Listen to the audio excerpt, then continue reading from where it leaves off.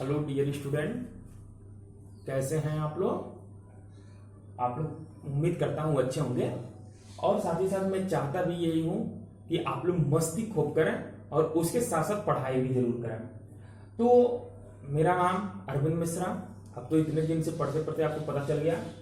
आज का dear student जो हमारा टॉपिक है वो मोस्ट इंपॉर्टेंट टॉपिक आएगा, वैद्युत फ्लक्स। इलेक्ट्रिक फ्लक्स क्या है? ठीक है, तो इलेक्ट्रिक फ्लक्स को समझने के लिए आप ऐसे समझेंगे कि जैसे अगर मान लीजिए वैद्युत क्षेत्र है। अब ये वैद्युत क्षेत्र तो सबको समझ में आना चाहिए, एक आवेश होता है, आवेश के कारण वैद्युत क्षेत्र उत्पन्न होता है। ठीक, तो उस वैद्युत क्षेत्र में यदि कोई समतल पृष्ठ रखा गया है या कोई भी पृष्ठ है, तो उस पृष्ठ के अभिलंबवत गुजरने वाले वैद्युत बल रेखाओं की संख्या को हम वैद्युत फ्लक्स कहते हैं। जैसे अगर मान लिया जाए कि यहां पर ये टोटल वैद्युत क्षेत्र है, ठीक है, और इसमें एक कोई प्लेन हम रखते हैं।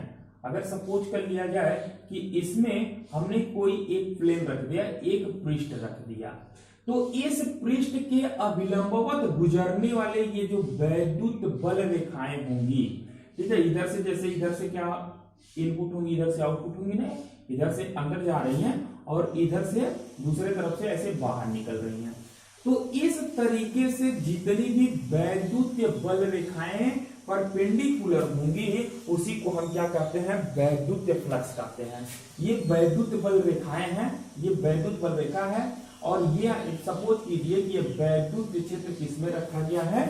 ई में रखा गया है। और भी आप लोग बना सकते हैं, एक यहाँ पे बना दिया जाए, इस तरीके से इधर से आ रहा है, दूसरे तरफ से निकल रहा है। आप लोगों को ऐसा लग रहा होगा कि ये इधर से आ रहा है, ऐसे निकल रहा है, लेकिन इसकी वास्तविकता यह है, ये जो वैद्युत बल रेखा है, ये जो प्लेन हमने बनाया, ये पृष्ठ बनाया, असल में ये ऐसे निकलेगा। ऐसे समझिए, जैसे अगर मान लीजिए कि वैद्युत क्षेत्र में यह कोई पृष्ठ है, ऐसे पृष्ठ है। अब इस पृष्ठ के अभिलंबवत, मतलब ये पृष्ठ ऐसे रख दिया गया, तो अभिलंबवत का मतलब ये होगा, तो अभिलंबवत इधर से आएंगे और इधर से जितना वैद्युत बल रेखा निकल रही हैं वो उसी की संख्या क्या कहलाता है? वैद्युत फ्लक्स कहलाता है। अब देखिए ये पृष्ठ ऐसे, तो लंबवत ये हो गया। अगर इसी पृष्ठ को हम ऐसे रख देंगे, इस पृष्ठ को हम ऐसे रख दें, तो जब आप इस पृष्ठ को ऐसे रखेंगे, अब वैद्युत क्षेत्र अभी भी किधर है? इस तरीके से ऐसे है, वैद्युत क्षेत्र ऐसे है, ऐसे, और इसको आप यहां रख रहे हैं। तो जब आप यहां रखेंगे ना, तो ये अब ऐसे अभिलंबवत का मतलब क्या? अब ऐसे पहले कंडीशन में क्या था कि ये वैद्युत बल रेखा ऐसे नीचे से ऊपर जा रहा था, लेकिन जब आप पृष्ठ को इस वैद्युत क्षेत्र के अभिलंबवत रख दिए, तो ये जो वैद्युत बल रेखा होगी वो इस पृष्ठ के अभिलंबवत होगी, मतलब ऐसे फिर निकलना शुरू होगा। ठीक है ना, इस कंडीशन से। तो इधर से जितनी वैद्युत बल रेखाएं निकलेंगी उनको नहीं कहते हैं, इसके अभिलंबवत जितनी वैद्युत बल रेखा निकलती हैं उसी को हम क्या कहते हैं?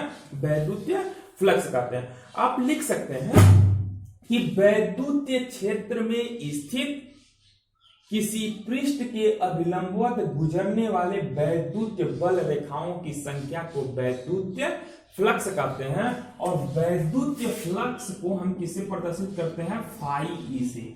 वैद्युत फ्लक्स को हम फाई या फाई ई से प्रदर्शित करते हैं।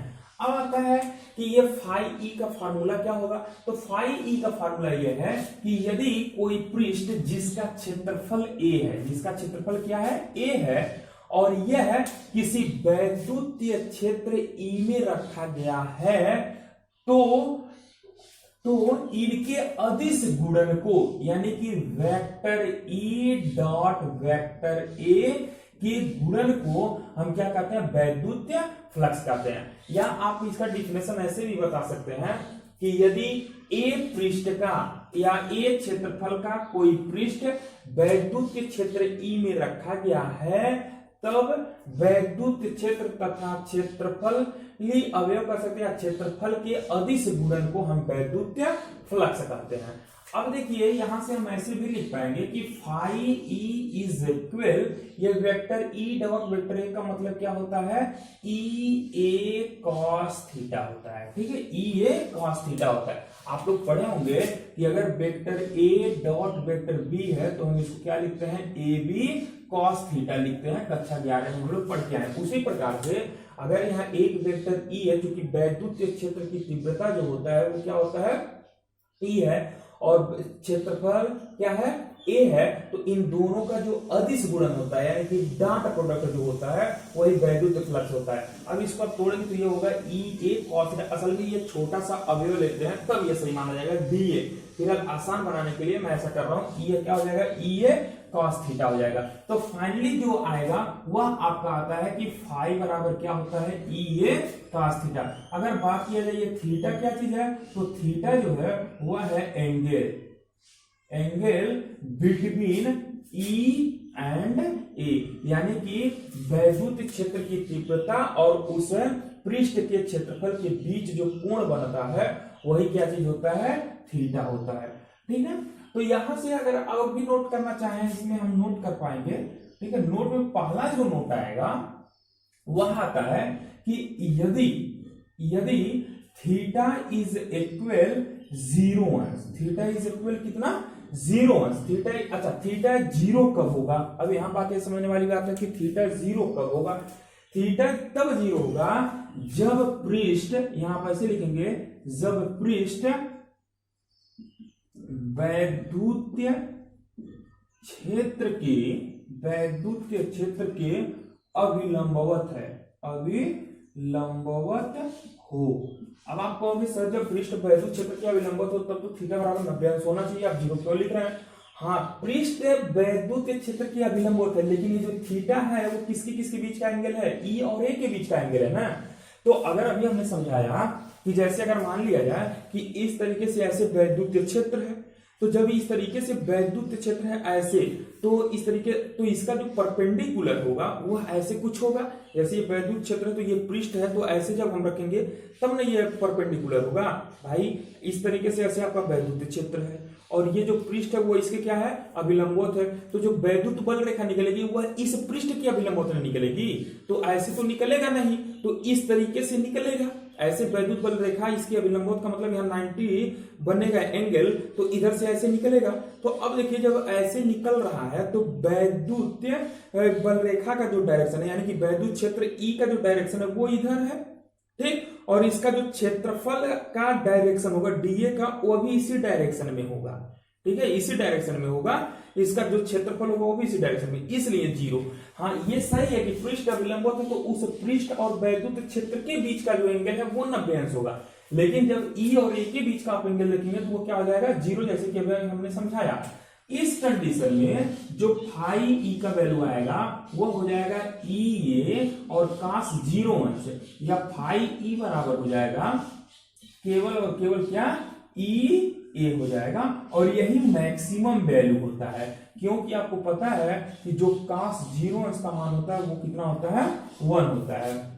यानी कि यदि वैद्युतीय क्षेत्र में पृष्ठ वैद्युत क्षेत्र की अभिलंबवत रखा गया है या ई और ए के बीच का एंगल 0 अंश है, तो उस स्थिति में जो वैद्युत फ्लक्स होता है वो मैक्सिमम होता है।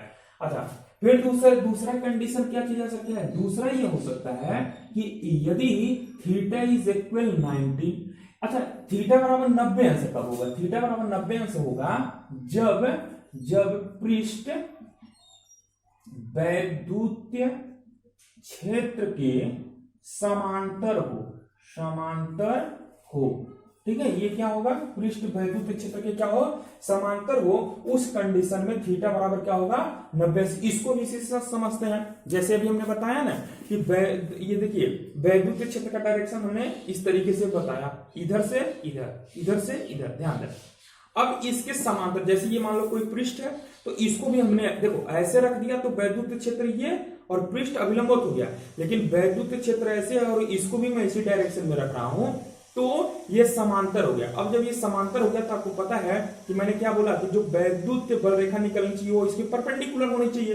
तो जब आपका वैद्युत क्षेत्र इधर है और पृष्ठ समांतर है, मतलब उसी डायरेक्शन में, तो वैद्युत बल रेखा जो निकलेगी इस पृष्ठ की अभिलंब ऐसे निकलेगी ना, तो E का जो वैल्यू है वो इधर और जो A का वैल्यू होगा वो इधर होगा, यानी कि इन दोनों के बीच ये देखिए ऐसे 90 अंश और वैद्युत क्षेत्र आपका इधर है, तो कितना हो जाएगा 90 अंश। तो उस कंडीशन में थीटा बराबर 90 अंश होगा, यानी कि फाई E का जो वैल्यू होगा वो हो जाएगा EA cos 90 अंश, EA cos, एक मिनट, EA cos 90 अंश, या फिर फाई E इज इक्वल आपका कितना हो जाएगा 0। क्यों 0 होगा? क्योंकि आपको पता है कि cos 90 अंश का जो मान होता है वह कितना होता है 0। तो आपने ये सीखा, इतना चीजें आपने सीखा कि जो वैद्युत फ्लक्स की अगर डिफिनेशन पूछा जाए तो आप डिफिनेशन में बताएंगे कि वैद्युतीय क्षेत्र में स्थित किसी पृष्ठ के अभिलंबवत गुजरने वाले वैद्युतीय बल रेखाओं की संख्या को वैद्युतीय फ्लक्स कहते हैं। वैद्युतीय फ्लक्स कहते हैं यानी कि the number of electric force line passing perpendicular to a plane is called electric flux. या इसका अगर बताना चाहें आप लोग तो ऐसे भी देखिए, सूत्र अगर आपको याद है तो भी बता सकते हैं। कैसे? कि यदि कोई ए क्षेत्रफल का कोई पृष्ठ वैद्युत क्षेत्र E में स्थित है तो वैद्युत क्षेत्र की तीव्रता E तथा क्षेत्रफल अवयव या A के अदिश गुणन को हम क्या कहते हैं? वैद्युतीय फ्लक्स कहते हैं। वैद्युतीय फ्लक्स के बारे में अगर बात किया जाए, ये सदिश राशि है कि अदिश राशि है, तो आप ये बताएंगे कि ये कैसी राशि होगा? अदिश राशि है। ठीक है, लिखते हैं ये कैसी राशि होगा। हो गया, इसको नोट कर लीजिए। फिर देखिए, वीडियो को पॉज करके भी आप लोग नोट किया कीजिए, पूरा वीडियो देखा कीजिए, तब समझ में आएगा। अब देखिए, अगर ये पूछा जाए, ये हो गया, हमने क्या सीखा कि फाइनली जो हमारा आया वो आ गया मैक्सिमम के लिए E इज इक्वल EA। इस चीज को ये हमेशा हमेशा याद कीजिए किसी भी एंगल के लिए, और सूत्र मात्रक आदि निकालने के लिए हम यहां से यूज करेंगे। अब देखिए, तीसरा नोट में लिख सकते हैं, चूंकि फाई E बराबर क्या होता है? EA होता है। अब पूछे कि यह सदिश राशि है कि अदिश राशि है, तो ये देखिए ये कैसी राशि होगी? अदिश राशि होगी। क्यों? क्योंकि यह E क्या है? सदिश राशि है, A सदिश राशि है, तो ये डॉट प्रोडक्ट आप लगा रहे हो। तो जब डॉट प्रोडक्ट होता है तो जो राशि हमको गेन होती है वो कैसी राशि होती है? अदिश राशि होती है। इसलिए फाई E भी क्या चीज हो जाएगा? यह अदिश राशि है। यहाँ आप लिख सकते हैं कि यह कैसी राशि है? अदिश राशि है। अच्छा, अब अगर इसके मात्रक और बीमा की बात किया जाए कि मतलब फाई E का मात्रक क्या चीज हो जाएगा? फाई E का मात्रक तो आप लोग यहां से निकाल सकते हैं। फाई E का मात्रक आपको ये पता है कि फाई बराबर EA होता है। भाई थीटा तो कब के लिए होता है? जब 30 अंश 40 अंश जो भी दिया रहेगा। अच्छा, अब फाई E का जो मात्रक होगा वो है E का मात्रक गुणे A का मात्रक। E क्या है? वैद्युतीय क्षेत्र की तीव्रता है, जिसका मात्रक हम लोगों ने पहले ही पढ़ा है कि इसका मात्रक होता है न्यूटन प्रति कूलाम। इसका मात्रक न्यूटन प्रति कूलाम होता है। और A क्षेत्रफल है तो इसका क्या हो जाएगा? Metre square. अच्छा, या हम इसको ऐसे भी लिख सकते, या तो आप ऐसे कीजिए न्यूटन मीटर स्क्वायर प्रति कूलाम, या फिर देखिए इसको आप और भी चेंज कर सकते हैं। आपको पता है कि अगर न्यूटन मीटर रहता है तो उसको जूल कहते हैं। तो ये जो मीटर है स्क्वायर, इसको आप मीटर गुणे मीटर लिखेंगे तो न्यूटन और इसका 1 मीटर मिलकर के न्यूटन मीटर होगा, जिसको हम क्या कहते हैं? जूल कहते हैं। और फिर यहां से 1 मीटर बचेगा, आप यहां मीटर लिखिए, और फिर ये जो नीचे आएगा इसके कूलाम।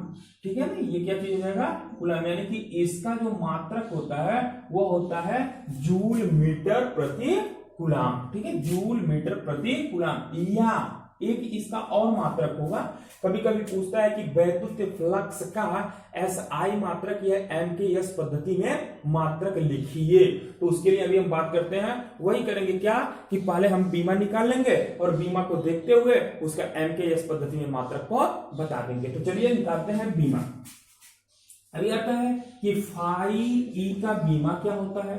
तो फाई E का बीमा निकालने का दो तरीका, या तो आपको ये चीजें पता हो गया है, ठीक है, ये पता है तो इसके अनुसार भी आप लोग निकाल सकते हैं, या फिर यहां से जैसे कि अगर यहां से निकालना चाहे तो E क्या चीज है? वैद्युत क्षेत्र की तीव्रता है। इसका जो बीमा होता है वह क्या चीज होता है? तो ML एम एल टी पर माइनस 3 ए पर माइनस 1 होता है। ठीक है, एम एल टी पर माइनस 3 ए पर माइनस 1। और फिर उसके बाद से क्या है, ए है क्षेत्रफल, तो क्षेत्रफल का क्या हो जाता है मीटर। ठीक है ना, तो ये हो जाएगा मीटर स्क्वायर, यानी कि यल का पर पावर 2, क्योंकि क्षेत्रफल का जो बीमा होगा एल 2 घात होगा। यानी कि अब जब सॉल्व करेंगे ना तो ये फाइनली आपको मिलेगा एम, ध्यान से देखें, ये हो जाएगा एम एल पर क्या चीज हो जाएगा 3, क्योंकि यल 1 घात यहाँ है 2 घात यहाँ है, तो कितना हो गया 3। और ये टी पर माइनस कितना घात हो जाएगा 3, ये वाला देखिए यम हो गया और कहीं यम है नहीं, एल पर यहाँ 1 घात यहाँ 2 घात, तो यल पर गुणा करते समय यल पर 3 घात, यहाँ टी पर माइनस 3 चूंकि और कहीं टी है नहीं, और ये क्या हो गया ए पर माइनस का 1 हो गया। अच्छा, आप लोग अगर चाहें तो ये जो जूल मीटर ये जो हम लिखे हैं जूल मीटर प्रति कूलम, यहां से भी आप लोग अगर बीमा निकालना चाहें तो बीमा आप लोग निकाल सकते हैं। जूल का लिखिए ml2 टी पर माइनस 2, फिर आप मीटर का, फिर नीचे कूलम का 80 कर दीजिए तो भी आएगा, तो इसका बीमा हो गया। तो इसका जो फाइनली बीमा आया ये आया, इसको देखते हुए हम इसका एम के एस पद्धति में मात्रा बता सकते हैं। क्या एम का मतलब क्या चीज हो गया किग्रा, कैसे, क्यों, क्योंकि m का मतलब मास है, मास का मात्रक किग्रा, l क्या है लेंथ होता है दूरी, यानी कि मीटर, मीटर पर कितना घात हो जाएगा 3 घात हो गया। और ये t पर माइनस 3, तो t क्या है टाइम है, इसका मात्रक सेकेंड होता है, और इस पर माइनस का आप क्या लगा दीजिए 3। a क्या होता है एम्पियर, तो आप यहाँ पर लिख दीजिए एम्पियर, एम्पियर पर माइनस का 1, यानी कि जो m की ये वाला देख रहे हैं आप, ये वाला ये किसमें हो जाएगा एम के एस सिस्टम में। ठीक है, ये एम के एस सिस्टम में हो जाएगा। तो इतना चीजें नोट करें, फिर इसके बाद से हम लोग न्यूमेरिकल्स लगाते हैं। किसी को कहीं से दिक्कत हो कमेंट बॉक्स में कमेंट जरूर करें, फिर उसके बाद से न्यूमेरिकल्स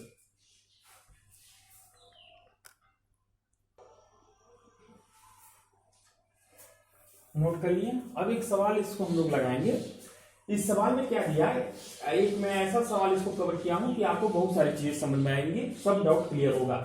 तो देखिए लिखा है एक समान वैद्युतीय क्षेत्र 10 न्यूटन प्रति कूलम में 4 मीटर स्क्वायर का एक समतल पृष्ठ क्षेत्र की दिशा से 60 अंश के कोण पर रखा गया है। वैद्युत फ्लक्स का मान ज्ञात करें। और उसी में कह रहा है कि यदि पृष्ठ क्षेत्र के अभिलंबवत हो, मतलब पृष्ठ का 60 अंश पे होकर के कैसा हो अभिलंबवत हो, और दूसरा कह रहा है कि यदि पृष्ठ क्षेत्र के समांतर हो तो वैद्युत फ्लक्स क्या होगा। तो चलिए सॉल्व करते हैं। सॉल्व में क्या कि मैं वही बताता हूं बार बार कि जो दिया है पहले लिखिए। एक समान वैद्युत क्षेत्र दिया, तो वैद्युत क्षेत्र को किससे डिनोट किया जाता है ई से, तो ई बराबर कितना दिया है 10 न्यूटन प्रति कूलम दिया। एक समतल दिशा से कितने अंश पर, अच्छा एक चीज और ए भी दे दिया है, देखिए पृष्ठ का जो क्षेत्रफल है यहाँ दिया है न्यूटन में 4 मीटर स्क्वायर का, 4 मीटर स्क्वायर यहाँ आप लोग संशोधन कर सकते हैं 4 मीटर स्क्वायर क्षेत्रफल का। ठीक है, क्या लिखेंगे क्षेत्रफल का एक समतल पृष्ठ। तो ए बराबर क्या दिया हुआ है 4 मीटर स्क्वायर दिया, और क्या दिया क्षेत्र की दिशा से 60 अंश के कोण पर रखा गया है। तो 60 अंश के कोण पर रखा गया है, तो यहां थीटा बराबर आप लोग क्या लिखेंगे 60 अंश लिखेंगे। ठीक है, ध्यान से समझिएगा। अब ये एक समान वैद्युत क्षेत्र इतने में समतल पृष्ठ दिशा से 60 अंश के कोण पर रखा गया, वैद्युत फ्लक्स का मान ज्ञात करें। अब यहाँ क्या कर रहा है कि थीटा बराबर 60 है। अब जो लड़का यहाँ कंफ्यूज हो गया कि बस अब तो आसान हो गया कि फाई ई बराबर हम लोग क्या जानते हैं, फाई बराबर जानते हैं ई ए कॉस थीटा। ई का मान हमने रख दिया 10, ए का मान हमने रख दिया 4, और ये हो गया कास, कास उसके बाद से 60 अंश का मान हमने रख दिया, और ये हो गया 10 चौकी कितना 40, कास 60 अंश का मान 1/2, यानी कि ये हो जाएगा कितना 20। और इसका मात्रक क्या चीज, इसका मात्रक क्या चीज आप लोग लिख सकते हैं, तो न्यूटन मीटर स्क्वायर प्रति कूलम। अब जो लड़का ऐसे कर दिया वो उम्मीद करता है कि यह सवाल सही है, तो बिल्कुल गलत है, क्योंकि ये सवाल गलत हो जाएगा। ठीक है, अब आता है कि सर सब चीज दिया है सही तो किया गया, फिर भी गलत क्यों, हाँ गलत है क्योंकि जो अभी हमने थ्योरी पढ़ाते समय आपको समझाया, ये क्या कर रहा है, कह रहा है कि एक समतल पृष्ठ क्षेत्र की दिशा से 60 अंश के कोण पर रखा गया है। तो हमको तो 60 अंश क्षेत्र की दिशा पृष्ठ से मतलब नहीं होता है ना, जो थीटा होता है, ये थीटा जो है वह क्या चीज होता है, यह ई व ए के बीच का कोण होता है। तो ये 60 नहीं, आप हमेशा क्या करेंगे, जब ये कंडीशन दिया रहेगा कि समतल पृष्ठ क्षेत्र की दिशा से इतने कोण पे, तो आप तुरंत थीटा बराबर लगाएंगे 90 में से जितना दिया रहेगा उसको आप घटा करके लिखेंगे, यानी कि 90 माइनस 60 बराबर कितना लिखेंगे, 30 अंश। ठीक, नहीं समझ में आया, आपसे समझा ऐसे इसी से समझाते हैं। जब हमने कहा है आपसे कि ये जो पृष्ठ, ये ऐसे समझेंगे, ये जो पृष्ठ है वह वैद्युतीय क्षेत्र के अभिलंबवत है। तो वैद्युत क्षेत्र ऐसे है और इसके अभिलंबवत है, तो अभिलंबवत ये हुआ। अब वैद्युत बल रेखा जब निकलेगा ऐसे, तो क्षेत्र का डायरेक्शन ऐसे, और वैद्युत बल रेखा तो इस पृष्ठ के अभिलंबवत निकलेगा ना। तो जब अभिलंबवत निकलेगा ऐसे निकलेगा, और इसी डायरेक्शन में आपका पहले से वैद्युत क्षेत्र भी है, तो इन दोनों के बीच का जो ए और ई के बीच का जो कोण होगा वो कितना हो जाएगा, 0 हो जाएगा। ये पृष्ठ 90 अंश है, लेकिन ये क्या हो जाएगा, 0 हो जाएगा। तो 0 कैसे आया भाई, 90, और ये कितने पर रखा गया था, ये जो समतल पृष्ठ है वो क्षेत्र से लंबवत रखा गया था 90 अंश पे, तो 90 में से 90 घटा दिया तो 0 आ गया। इसी तरीके से अगर मान लीजिए ये कहते हैं कि यह पृष्ठ समांतर रखा गया, पृष्ठ क्या रखा गया, समांतर रखा गया, तो समांतर का मतलब क्या, वैद्युत क्षेत्र और पृष्ठ के बीच का एंगल कितना, 0 अंश। ठीक है, समांतर के लिए 0 अंश। लेकिन ये जो वैद्युत बल रेखा निकलेगी ऐसे परपेंडिकुलर निकलेगी, तो वैद्युत क्षेत्र तो ऐसे है और रेखा ऐसे निकल रही है, तो ये क्या हो गया, परपेंडिकुलर हो गया। तो अब ये कैसे आया, तो पहले कैसे आप रखे थे, 0 अंश, भाई समांतर पृष्ठ को रखे थे ना क्षेत्र के, तो 0 अंश हो गया। और मैं क्या बोलता हूं कि 90 में से आप उसी को घटा दो, तो 90 में से 0 को घटाओगे तो थीटा बराबर क्या, 0 आ गया। और वैसे भी सॉरी, थीटा बराबर 90 में से थीटा यानी 0 को घटाओगे तो कितना आ जाएगा, 90। और वैसे भी आप समझ सकते हैं कि जब वैद्युत बल रेखा ऐसे है, ई का वैल्यू, अब वैद्युत फ्लक्स यानी कि ऐसे निकलेगा ना, तो ये वैद्युत क्षेत्र ऐसे, फ्लक्स निकला ऐसे, तो 90 अंश। तो बस आप एक ट्रिक समझें कि जब इस कंडीशन में अगर डायरेक्ट क्वेश्चन में दिया है कि वैद्युत क्षेत्र तथा क्षेत्रफलीय अवयव के बीच का एंगल, तब तो आप वही रख दीजिए। लेकिन जब ये कंडीशन देगा कि एक समतल पृष्ठ क्षेत्र की दिशा से रखा गया, तो आप 90 में से जितना दिया जाएगा उसको घटा देंगे। अब आपका क्वेश्चन सही होगा कि हम जानते हैं कि फाई ई बराबर क्या चीज होता है, ई ए कॉस थीटा। तो ई का मान 10, ए का मान कितना 4, और ये हो जाएगा कॉस कितना 30 अंश है, यानी कि ये हो गया 10 चौकी कितना होता है 40, और बूढ़े कॉस 30 अंश। तो कॉस 30 अंश का मान कितना होता है, √3/2 होता है क्या, ठीक है। cos 30 अंश का मान √3/2, यानी कि आप इसको काटेंगे तो ये 20 हो जाएगा। फाइनली आपको आंसर मिलेगा 20 √3, और क्या चीज, तो न्यूटन मीटर स्क्वायर प्रति कूलम। क्लियर, कि यहां लफड़ा होता है ये थीटा समझने में। अच्छा, ये लग गया, अब तो आसान है। अब इसमें ये वाला देखिए सवाल जो पहला कर रहा है, ये कैसे हम लगाएं, कह रहा है कि यदि पृष्ठ क्षेत्र के अभिलंबवत हो, देखिए अभी कंडीशन जो हमने बताया कि यदि पृष्ठ क्षेत्र के अभिलंबवत हो तो थीटा बराबर कितना होगा, अभिलंबवत होगा तो 0, क्योंकि पृष्ठ क्षेत्र के अभिलंबवत है तो ए क्या होगा, परपेंडिकुलर हो जाएगा।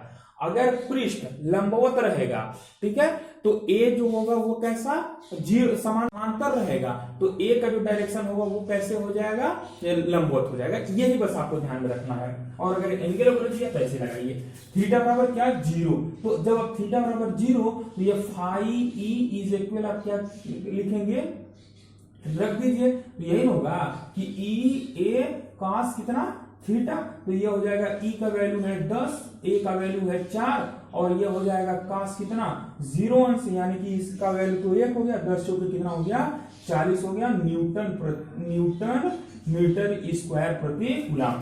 दूसरा जो आंसर है, दूसरा क्या कह रहा है कि यदि पृष्ठ क्षेत्र के समांतर हो, यानी कि यदि पृष्ठ क्षेत्र के समांतर, देखो क्षेत्र के समांतर का मतलब 0 अंश ना, तो पृष्ठ है तो आप 90 में से 0 को घटाओगे तो क्या आएगा 90। तो अब आप यहां से क्या चीज हो जाएगा, यानी कि थीटा बराबर क्या चीज हो जाएगा 90 अंश हो गया। अब जब सॉल्व करेंगे तो फिर वही चीज आएगा कि फाई ई बराबर ई ए cos 90 अंश, तो ई का वैल्यू आप रखोगे या नहीं रखोगे, फिर भी फाइनली फाई ई का वैल्यू कितना आ जाएगा, 0 आ जाएगा। क्यों? क्योंकि cos 90 अंश का मान क्या होता है, 0 होता है, तो ये टोटल वैल्यू 0। तो इस तरीके से इस सवाल को 1-2 बार आप लोग समझ के लगाएं, इसमें बहुत सारी चीजें छुपी हुई हैं, जल्दी नोट कीजिए। फिर नेक्स्ट सवाल,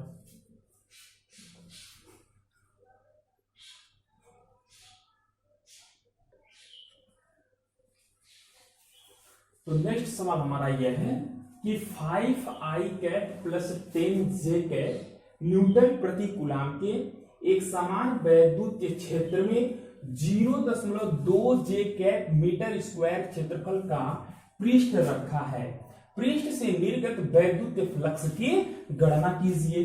अब देखिए ये वेक्टर फॉर्म में दिया हुआ है। जब आई कैप जे कैप के कैप के रूप में दिया होता है तो वह किस में देता है, वेक्टर फॉर्म में देता है, सदिश रूप में देता है।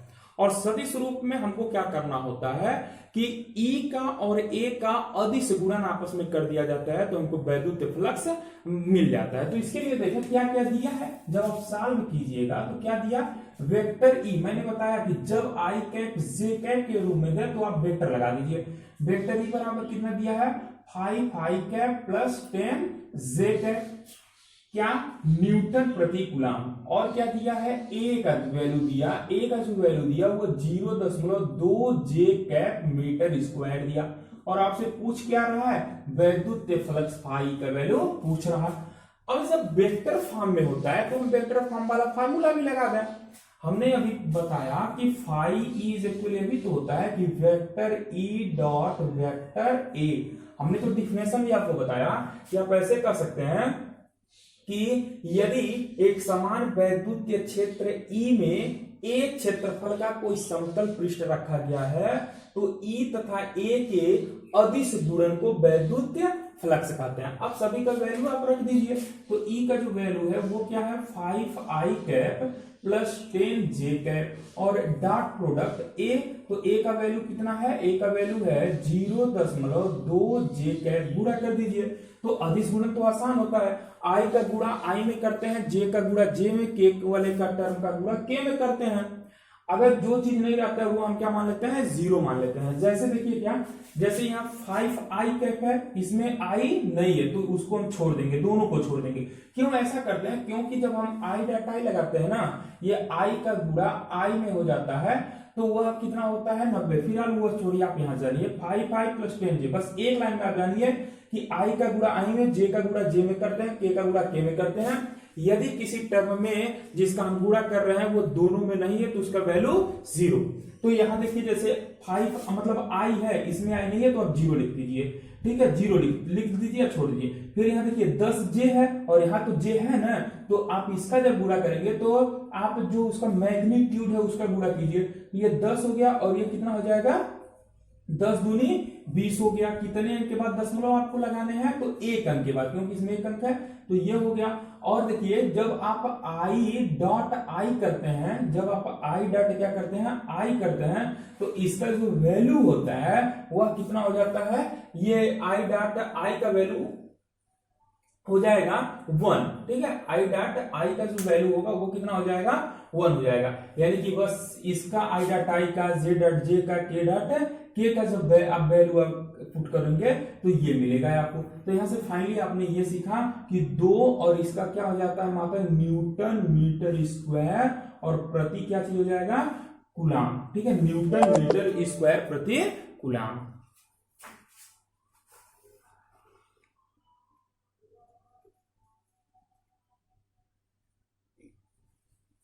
ठीक है ना, तो ये हो गया, यानी कि इसका जो आंसर आया वो 2 न्यूटन मीटर और प्रति कूलाम आया। और भी इसी तरीके से कोई भी कहीं से प्रॉब्लम होती है तो आप लोग कमेंट बॉक्स में करें, न्यूमेरिकल से अधिक लगाएं। अभी हर टाइप का मैं कोशिश करता हूं। अब वैद्युत फ्लक्स में और क्या चीज आ सकता है, और एक जो पहला वाला मैंने न्यूमेरिकल से बताया उस पर विशेष फोकस है, क्योंकि वह जो है कंसेप्ट से रिलेटेड है। बच्चे कोई एंगल में गलती कर देते हैं, ठीक है। और इसका जब ऐसे दिया रहता है तो आपको कुछ करना ही नहीं है, बस आई का गुणा आई में, जे का गुणा जे में, के का गुणा के में कर दीजिए। जो टर्म है बस उसका गुणा कर दीजिए, जो टर्म नहीं है उसके लिए 0 लिख दीजिए, ठीक है। एक और भी जैसे अभी हम बता दें, एक इसी से रिलेटेड एक और क्वेश्चन देखा जाए यदि मान लिया जाए कि क्वेश्चन है, क्वेश्चन में दे दिया ई बराबर, मान लिया जाए कि दे दिया 2i cap plus 3j cap, ठीक है, j कैप, और ये दे दिया, और दूसरा का वाला जो है या ये कितना और भी एक बढ़ा लेते हैं, 3j कैप है और प्लस माइनस का ये 3k कैप हो गया, ठीक है, क्या न्यूटन प्रति कूलम। और अगर मान लीजिए वेक्टर ए बराबर दे देता है, वेक्टर ए बराबर दे दिया 3i cap plus 2j cap, ठीक है, क्या, और इसका मीटर स्क्वायर आपसे कह रहा है कि तो वैद्युत फ्लक्स फाई का वैल्यू फाइंड करो। तो आपको करना क्या है कि vector E dot vector A निकाल लेना है, यही किसका वैल्यू हो जाता है, फाई ई का वैल्यू हो जाता है। अब ई का जो वैल्यू है वो क्या है, 2i plus 3j cap minus 3k cap, dot product ए, तो ए के लिए आप क्या करेंगे, 3i cap plus 2j cap, solve कीजिए। देखिए इसमें आई है, इधर भी आई है ना, तो आप उसके कोफिशिएंट से गुणा कर दीजिए, तो 2 और ये 3, तो 3 में कितना हो गया 6। फिर देखिए यहाँ j है, यहाँ भी j है, j का कोफिशिएंट यहाँ कितना 3, यहाँ 2, तो 2 3 फिर कितना हो गया 6 हो गया। और यहाँ k है लेकिन इसमें k नहीं, इसमें छोड़ देंगे, फाइनली 6 दूनी कितना 12 न्यूटन मीटर स्क्वायर प्रति कूलम, सॉरी प्रति कूलम, ये आपका आंसर हो गया। अच्छा फिर एक चीज और भी देखा जाए, मिटा दें इसको, एक चीज और अगर देखा जाए, जैसे अगर मान लीजिए कि कोई पृष्ठ है, सपोज कर लिया जाए कि इस तरीके से यहां पर एक कोई ऐसे हमने एक पृष्ठ बनाया और इस पृष्ठ से ऐसे वैद्युत बल रेखाएं निकल रही हैं, इस पृष्ठ का नाम मान लिया जाए x है, ठीक है, ऐसे वैद्युत बल रेखाएं निकल रही हैं x पृष्ठ से, और उसी वैद्युत के क्षेत्र में एक और कोई समतल मान लीजिए इसी तरीके से है या किसी की भी शेप का हो सकता है, ऐसे है, यहां से ऐसे वैद्युत बल रेखाएं निकल रही हैं और ये जो शेप है उसको मान लिया जाए y। अब आपसे पूछा जाए कि जो वैद्युत फ्लक्स होगा वह ये इसका ज्यादा होगा या फिर इसका ज्यादा होगा। क्वेश्चन ध्यान से पढ़ेंगे, अगर पूछे कि ये जो फाई एक्स है, अब यहां से कंडीशन हो सकता है फाई एक्स का वैल्यू ज्यादा होगा फाई वाई से, पहला। दूसरा कंडीशन ये हो सकता है कि phi x is less than phi y. तीसरा कंडीशन ये हो सकता है कि फाई एक्स बराबर है फाई वाई के। और चौथा कंडीशन ये हो सकता है नॉन ऑफ दीज, ठीक है, नॉन ऑफ दीज, इसमें से कुछ नहीं, ठीक है। तो इसमें से पूछा जाए कौन सा सही होगा, तो जाहिर सी बात होगा इस पृष्ठ से जो वैद्युत बल रेखा निकल रही है वो 1 2 3 निकल रही है। यहां से कितनी वैद्युत बल रेखा निकल रही, 3, और यहां से कितना निकल रहा है, 1 2 3 4 5 निकल रहा है। यहां से कितना वैद्युत बल रेखा निकल रहा है, 5। तो जितनी वैद्युत बल रेखाएं होती है वही तो वैद्युत फ्लक्स होता है। तो यहां से वैद्युत बल रेखाएं 5 ज्यादा है, किसके लिए, y के लिए, यानी कि फाइनली ये जो वैद्युत फ्लक्स फाई y होगा वो ज्यादा होगा किससे, फाई x से। ये वाला कौन सा सही होगा, तो फाई y ज्यादा है फाई x से, यानी कि दूसरा क्वेश्चन आपका सही हो जाएगा। ठीक है, बस आज के लिए इस वीडियो में इतना ही। नेक्स्ट जो आएगा उसको हम गॉसियस थ्योरम पढ़ेंगे। बाकी आप लोग पढ़ते रहें, मस्ती करते रहें। धन्यवाद।